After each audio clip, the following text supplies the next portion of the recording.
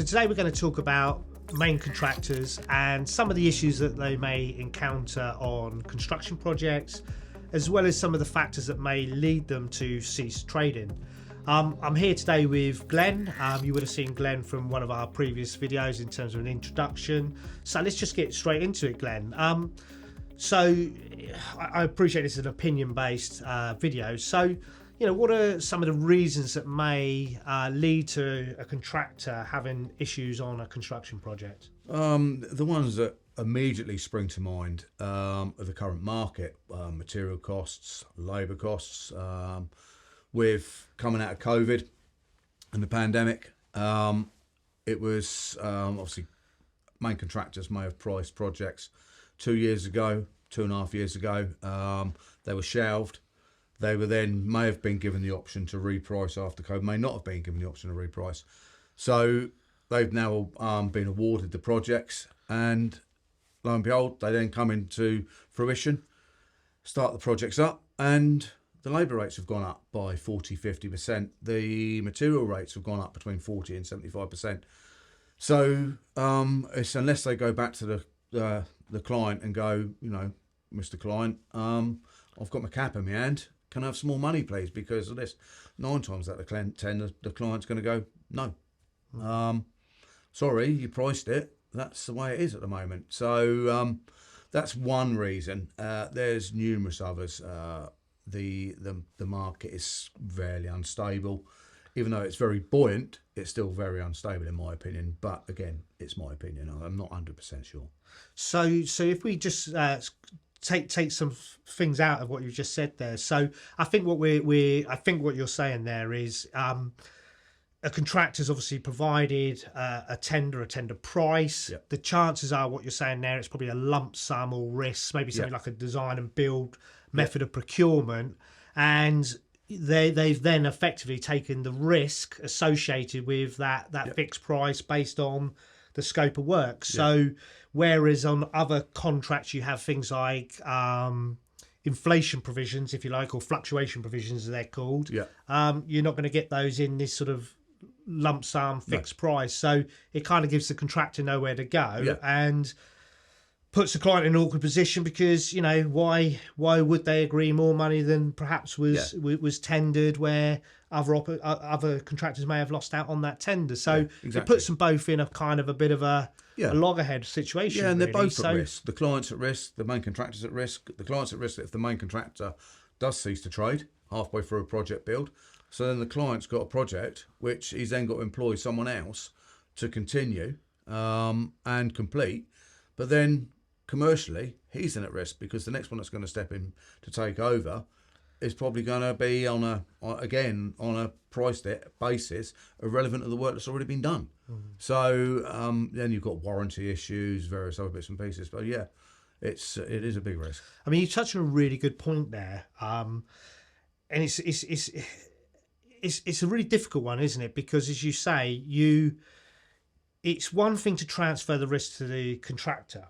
And we understand, the client needs to manage their risk, the same as the contractor needs to manage their risk.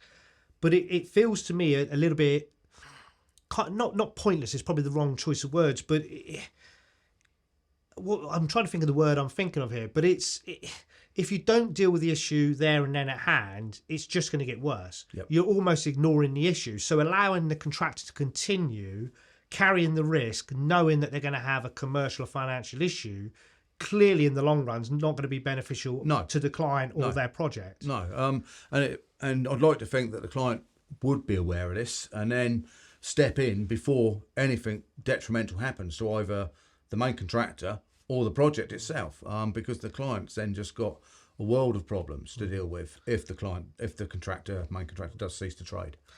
And we talk about a sort of unstable market, if you like. I mean, if we were to think a little bit more about that, are you sort of thinking around the fact that, we sort of had that pandemic, perhaps we lost a lot of good people from the industry, maybe people took the opportunity to analyse or consider their futures, and maybe we lost a few more people, added into the issue of sort of Brexit. So are we thinking more of a sort of labour market issue in instability, in addition to obviously what you were touching on is the cost side of things? Yeah, there are during the pandemic, there was a lot of uncertainties around. People didn't know whether they were working the next day or not, or whatever the case may be with them. And then when we seemingly came out of the pandemic, the workload increased, and I don't think anyone's expecting that. So everyone had reduced their workforce, reduced their labour, and then rather than re-employ and then run the risk of falling into a lockdown situation again, they just fought forward with the teams that they had, knowingly they were under-resourced. So again, this puts the projects at risk because they're battling labour from one of their projects to another project. They may have 3 projects on with 3 individual main contractors, and they've gone mad all of a sudden, and every one of the main contractors is demanding people on site because they want to get their projects over the line. Well, the industry was volatile, wasn't it? It was very volatile when we came out of the pandemic. So when we came out of the pandemic, the industry, the construction industry, felt quite volatile, and subcontractors, in my opinion, were struggling to deal with this. So yeah, it was very challenging times, and it still is very challenging times on the labour, because we still don't know now if it's a risky situation to employ more in our workforce or in the subcontractors' workforce. I mean, you mentioned a really good point there, and it sort of feeds into something else we want to talk about is, why some of these really good contractors, good reputation, they've delivered lots of experience, delivered, some really great projects during their existence. What are the situations that lead these contractors to cease trading? And I think one of the things you mentioned just a minute ago there was around coming out of the pandemic and the workload, and my thoughts on that are that's the sort of time actually when contractors do get into issues, because they can't, from a cash flow point of view, they take on lots and lots of work. Yep. They're outlaying to do this work, and then they actually get into financial issues in terms of cash flow, rather than actually it's not a profitable business. I mean, have you got any thoughts on that? Have you seen that in your sort of career? Because if you've been in lockdown, for example, and then you step back into the environment of construction, you've then got a large amount of spends straight away. And as a main contractor, subcontractors have also got to pay their workforce. They're demanding money straight away because they've had a bit of a dormant period, maybe. Financially, it's been a very tough time. So, and tough for all. Tough for subcontractors, tough for main contractors. So, yeah. And I mean, exploring that a bit further, I mean, there's a kind of general, I don't know whether it's a consensus, but there's certainly thought behind contractors' margins. And I mean, my personal opinion are contractor margins are quite low. I know people talk about they're working on millions and millions of pounds of construction value or construction budget, or the project financing, but working on sort of 5 to 8% doesn't give you anywhere to go if you encounter commercial issues or financial issues that are of your own making on a project. So do you sort of concur with that, or you any thoughts on contractor margins? The contractor margins, I mean, depending on who you're working for, who the main contractor or the client is, and depending on where the margins sit, obviously we see the higher the value of the projects, the less of the margins, which standard rule of thumb. That's how it goes. But the margins have got tighter over the period of the last 15, 20 years. I don't know what's dictating that on the market. I don't know why. I don't know whether it's greed for the main contractors, or the clients. I don't know. I don't know where that one's coming from. Personally, I don't understand it. No, I think it's fair to say that if you're working in other industries, working off of sort of somewhere between 5 and 8% would be pretty much frowned upon. I'm pretty certain most companies wouldn't get out of bed. No, exactly. Or most certainly wouldn't be taking the risk on construction projects worth millions of pounds for 5 to 8%. I could be wrong, but that's my opinion. Yeah. But I think it's fair to say that, if you are working on such low margins, as I said, I don't think that gives the contractor anywhere really to go. And when we talk about, or we think about how these really good main contractors get into the situation where they have to cease trading, whatever leads them there. I'm almost certain low margins, competitive tendering, and also when we think about competitive tendering, also we got to think about the time that contractors have to tender, the circumstances. So, really understand the jobs and the inherent risks in the jobs. How thorough one can really be within those timescales, and and then also being in a position where you have a lot of overheads. You need to be winning so many projects out of so many. Exactly. Yeah.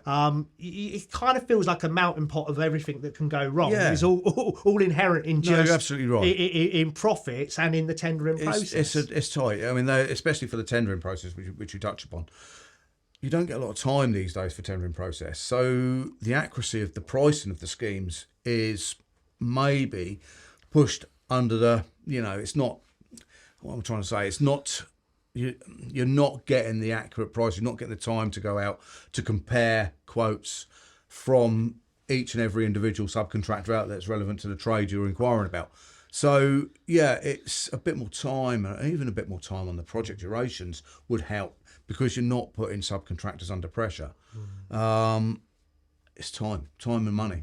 That's what it's all boiled down to, really. Yeah, I mean, all of this leads into things, like when we think about solutions, there will be people out there who will be for and against. But when we think about like two-stage tendering, I mean, it's something I'm really for. I appreciate it's situational, but two-stage tendering gives the contractor the opportunity to put forward, obviously, their first tender at relatively a low risk basis. So usually you do your overhead and profit. Yeah. You do the prelims, but a contractor should know a project, the duration, and what they need to deliver that project, and then maybe a schedule of rates or an agreement to a cost plan. The nice thing about obviously two-stage tendering, when we think about managing risk, it means that then the contractor and the client can then work together, build up the scheme. Everyone understands the scheme before you reach that sort of final commercial position. So to me, I mean, you can kind of, even that one little process there, you can take out a lot of the risks. Yeah. We could talk about the contractor, but not just for the contractor, also for the client. So, I mean, that would be one area for me that would be a solution. But I think really what we got to drive for is more collaboration between the contractor and the client. And once we understand that there's inherent risk and commercialities, I think they need to be a little bit more aligned to avoid these situations happening. In terms of, we sort of talked about margins. I mean, is there anything else you can think about in terms of projects that could be a solution to prevent these sort of things happening? Or, what can our counterparts, other consultants like ourselves in the capacity of project manager or employer's agent or contract administrator or QS, what can they do to kind of avoid these situations happening? And I understand they're not managing the main contractor businesses, but they're certainly facilitating projects, right? Yeah, I mean, it's all about it's all about planning up front and processes carried out in pre-construction phase. If you get everything right, you spend the time, you have the build up before you're all rushing to get to site. It's far better to get everything, all your I's dotted and your T's crossed prior to getting to the start on site date. So the more time spent up front, the more time planning, the more time budgeting the risk, brings the scheme into a better place during its delivery period, during its project scheme, the project build.